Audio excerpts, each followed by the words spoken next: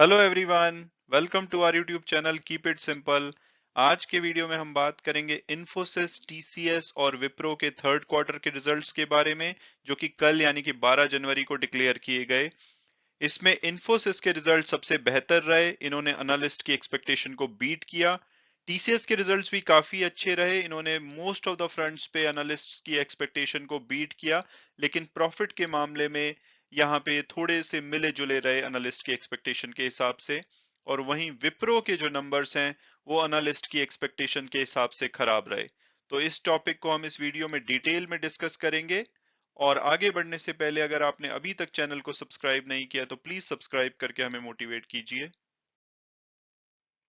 और अब अगर बात की जाए कि भाई मार्केट में इनकी परफॉर्मेंस को कैसे लिया जा रहा है, तो हमारी तो मार्केट क्लोज होने के बाद इन तीनों कंपनीज के रिजल्ट डिक्लेयर किए गए, लेकिन यूएस में इन्फोसिस और विप्रो के अमेरिकन डिपॉजिटरी रिसीट्स यानी कि एडीआर लिस्ट हैं।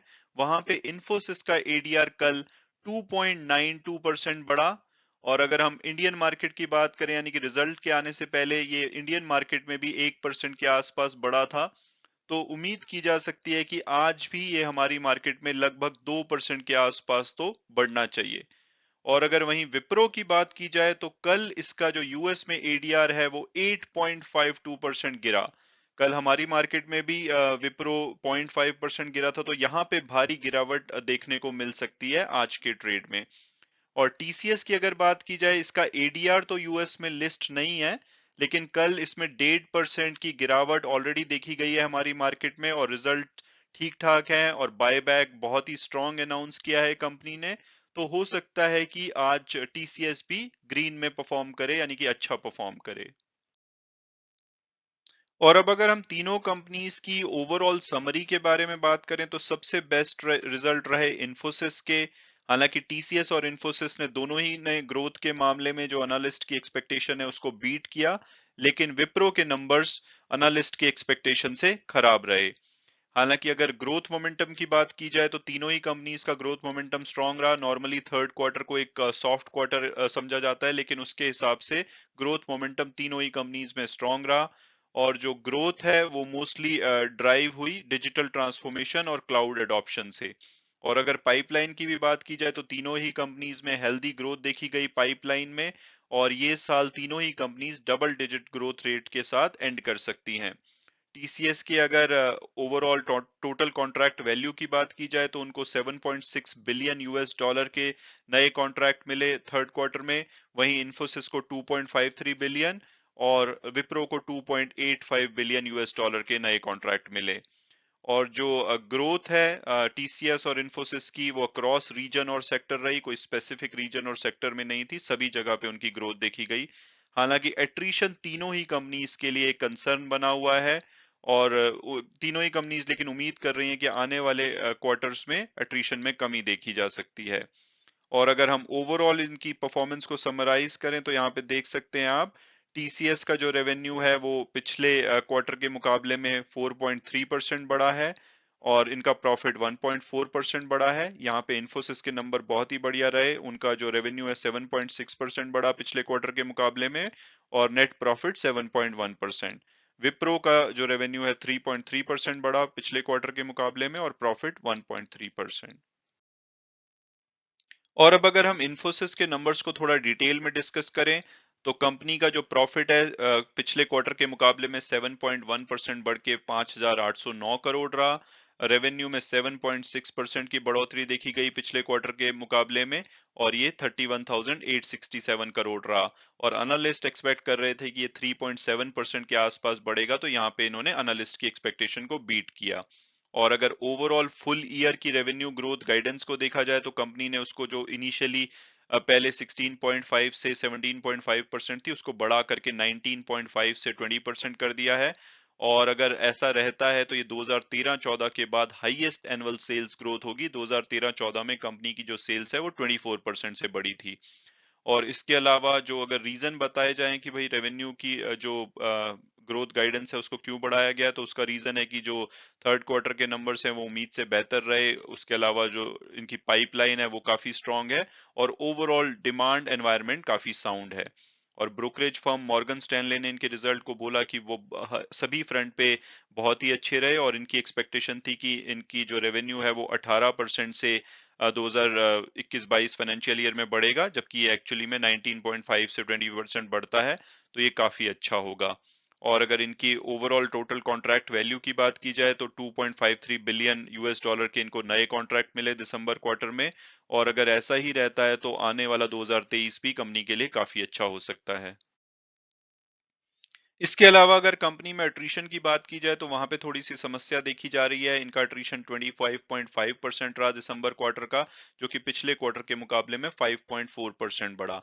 हालांकि कंपनी का कहना है कि जैसे कि ये अपना जो ग्रेजुएट हायरिंग प्रोग्राम है उसमें उम्मीद कर रहे हैं कि 55,000 नए ग्रेजुएट्स को हायर करेंगे इस फाइनेंशियल ईयर में, तो आने वाले टाइम में इस इनका जो अट्रीशन है वो इम्प्रूव कर सकता है।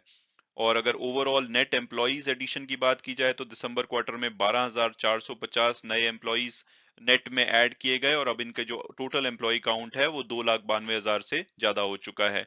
और अगर मार्जिन की बात की जाए तो इनका मार्जिन 10 बेसिस पॉइंट यानी कि 0.1% से गिर करके 23.5% रहा। हालांकि एनालिस्ट की जो उम्मीद थी वो काफी ज्यादा उम्मीद कर रहे थे कि यहाँ पे इनके मार्जिन में कमी देखी जाएगी, लेकिन इनकी एट्रीशन के बावजूद और हायर सैलरी कॉस्ट के बावजूद भी इनकी जो मार्जिन की परफॉर्मेंस है वो काफी अच्छी रही। और अगर इनकी एम्प्लॉय कॉस्ट की बात की जाए तो ये 4% बढ़ी है पिछले क्वार्टर के मुकाबले में, वहीं जो इनके कॉन्ट्रैक्टर की कॉस्ट है वो पिछले क्वार्टर के मुकाबले में 15% बढ़ी है। और 33.5% की इंक्रीज देखा गया है इनकी सॉफ्टवेयर पैकेजिंग कॉस्ट में। और इसके अलावा अगर बात की जाए कि ये ओवरऑल साल का जो इनका रेवेन्यू की गाइडेंस है उसको मीट कर पाएंगे, तो उसके लिए इनको सिर्फ 0 to 2% भी अगर सिक्वेंशली ये मार्च में बढ़ते हैं तो ये अपनी गाइडेंस को मीट कर लेंगे। तो उम्मीद की जा सकती है कि अगला क्वार्टर भी अच्छा रह सकता है और इवन जून और सितंबर भी कंपनी के लिए अच्छा रह सकता है। तो ओवरऑल जैसे कि कंपनी की परफॉर्मेंस अच्छी रही, एडीआर में पॉजिटिविटी देखी गई, तो आज आराम से उम्मीद की जा सकती है कि इनका शेयर डेफिनेटली ग्रीन में ओपन होगा और लगभग 2% तक ऊपर जा सकता है। और अब अगर बात की जाए टीसीएस की, तो इनकी सभी वर्टिकल्स और ज्योग्राफीज में अच्छी ग्रोथ देखी गई, नए क्लाइंट एडिशन हुए और स्ट्रॉन्ग डील पाइपलाइन के चलते इनका क्वार्टर भी अच्छा रहा। इनके प्रॉफिट की बात की जाए तो पिछले साल के मुकाबले 12.2% बढ़ा और पिछले क्वार्टर के मुकाबले 1.4% बढ़ के 9,769 करोड़ रहा। और वहीं रेवेन्यू की बात की जाए तो पिछले साल के मुकाबले 16.3% और पिछले क्वार्टर के मुकाबले 4.3% बढ़ के 48,885 करोड़ रहा। इनके सभी वर्टिकल्स में 13 से 19% की ग्रोथ देखी गई और ये जो थर्ड क्वार्टर की ग्रोथ है ये पिछले 5 साल की हाईएस्ट ग्रोथ रही। हालांकि रेवेन्यू के मामले में कंपनी ने स्ट्रॉन्ग परफॉर्मेंस दी है, स्ट्रॉन्ग ग्रोथ दिखाई है, लेकिन ऑपरेटिंग प्रॉफिट के मामले में ये ब्लूमबर्ग एस्टिमेट्स की एक्सपेक्टेशन को मीट नहीं कर पाया, तो यहाँ पे इन्होंने एनालिस्ट की एक्सपेक्टेशन को मिस किया है। हालांकि मार्जिन इनके 25% रहे हैं। इसके अलावा कंपनी ने 18,000 करोड़ का बायबैक का अनाउंस किया है, जो कि 4500 पर शेयर के बेसिस पे किया जाएगा, यानी कि आपके पार्शियल शेयर्स आप इसमें पार्टिसिपेट कर सकते हैं और उनको कंपनी 4500 रुपीज में खरीदेगी। और ये इनका पिछले 5 साल में चौथा बायबैक है। इससे पहले 3 बायबैक इनके 16,000 करोड़ के थे, जिससे कि इन्होंने 48,000 करोड़ शेयर होल्डर्स को रिटर्न किया था कैश। और अगर बायबैक की बात की जाए तो ये स्ट्रीट की एक्सपेक्टेशन से बेटर रहा, जैसे कि स्ट्रीट मान रही थी कि जैसे पिछले इनके 16,000 करोड़ के बायबैक होते थे तो शायद उतना ही होगा, लेकिन ये 18,000 करोड़ रहा। और इसका प्रीमियम भी जो करंट मार्केट प्राइस चल रहा है उससे 16.7% हाई रहा, यानी कि अभी इनका जो शेयर है 3850 के आसपास चल रहा है और इन्होंने बायबैक 4500 पे अनाउंस किया है। तो ये एक पॉजिटिविटी है जो कि बायबैक के में देखी जा सकती है। इसके अलावा अगर हम टीसीएस के क्लाइंट्स की बात करें तो 100 मिलियन प्लस ब्रैकेट में इन्होंने 10 नए क्लाइंट्स ऐड किए, अब इनकी टोटल संख्या 58 हो चुकी है। 50 मिलियन ब्रैकेट प्लस में इन्होंने 21 क्लाइंट्स ऐड किए हैं, इनकी संख्या 118 हो चुकी है। और 1 मिलियन प्लस ब्रैकेट में इन्होंने 98 नए क्लाइंट्स ऐड किए हैं। अगर इनके टोटल कॉन्ट्रैक्ट वैल्यू की बात की जाए तो इनको दिसंबर क्वार्टर में 7.6 बिलियन यूएस डॉलर के कॉन्ट्रैक्ट्स मिले और अगर पिछले साल से कंपेयर किया जाए तो उसमें 12% की ग्रोथ देखी गई। और ओवरऑल इस साल में कंपनी के टोटल अभी तक 23.3 बिलियन यूएस डॉलर के नए कॉन्ट्रैक्ट कंपनी को मिल चुके हैं। इसके अलावा अगर एम्प्लॉय फ्रंट पे बात की जाए तो कंपनी ने 28,238 एम्प्लॉइज इस क्वार्टर में नेट में ऐड किए और ये इनके हाईएस्ट एवर हैं इन ए क्वार्टर। और इनकी अब जो वर्क फोर्स है वो 5,56,986 एम्प्लॉइज की हो चुकी है। हालांकि एट्रिशन इनके लिए भी समस्या रहा, हालांकि इन्होंने कंपैरेटिवली बेटर किया। इनका पिछले क्वार्टर का जो एट्रिशन था वो 11.9% था, जो कि बढ़ के 15.3% हो गया। और मैनेजमेंट का मानना है कि एट्रिशन बॉटम आउट हो जाएगा आने वाले क्वार्टर में, और इससे इनके मार्जिन भी इंप्रूव होंगे।